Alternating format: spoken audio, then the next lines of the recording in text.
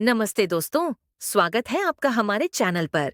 आज हम लेकर आए हैं एक ऐसी कहानी जो आपकी आंखें खोल देगी। कहानी है एक पतिव्रता पत्नी की, जिसने अपने सुहाग की रक्षा के लिए नर्क भी स्वीकार कर लिया, और एक ठरकी, लालची सरपंच की, जिसकी हवस ने उसे ले डूबा। तो चलिए शुरू करते हैं। कहानी का नाम है पतिव्रता स्त्री और ठरकी सरपंच। मध्य प्रदेश के एक छोटे से गांव में रहती थी राधा। उम्र महज 24 साल, गोरा रंग, बड्ढी बड्ढी आंखें, लंबे काले बाल।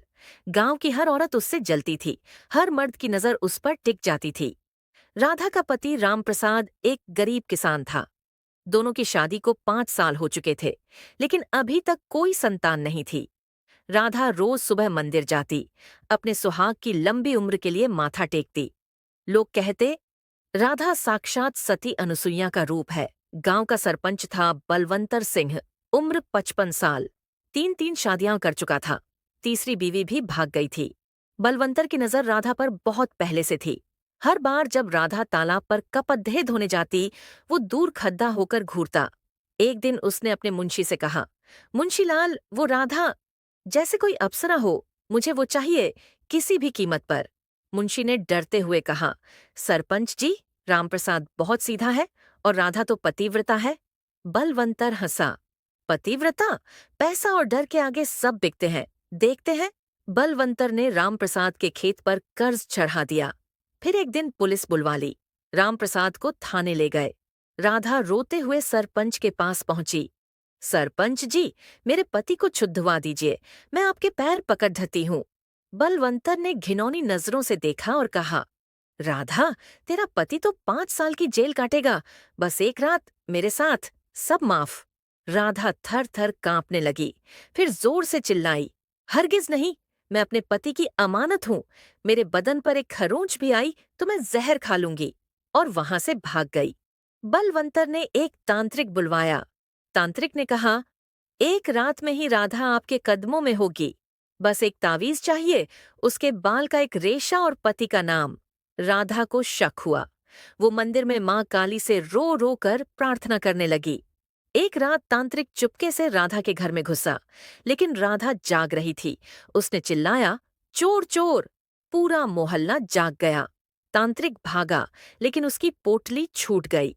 पोटली में रामप्रसाद का फोटो और राधा के बाल थे। अब सबको पता चल गया कि सरपंच कितना नीचे गिर चुका है।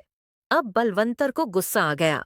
उसने पूरी पंचायत बुलाई और झूठा इल्जाम लगाया, राधा चरित्रहीन है, मैंने खुद देखा है, वो रात को जंगल में किसी मर्द से मिलती है।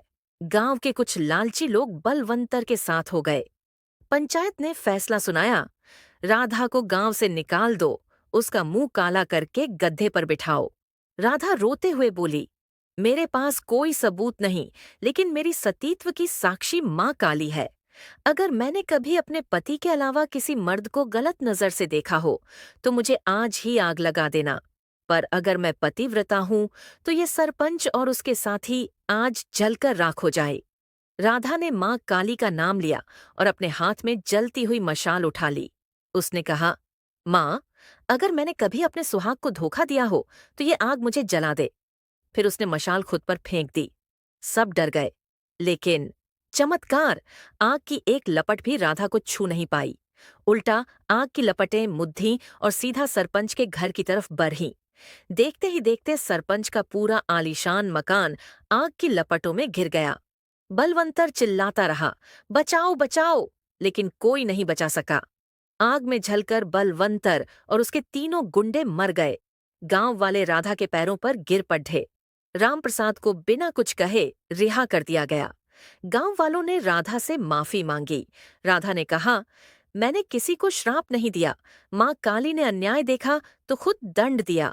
पतिव्रता का सुहाग कभी नहीं टूटता, और जो औरत के सम्मान पर हाथ डालता है, उसका अंत हमेशा बुरा होता है।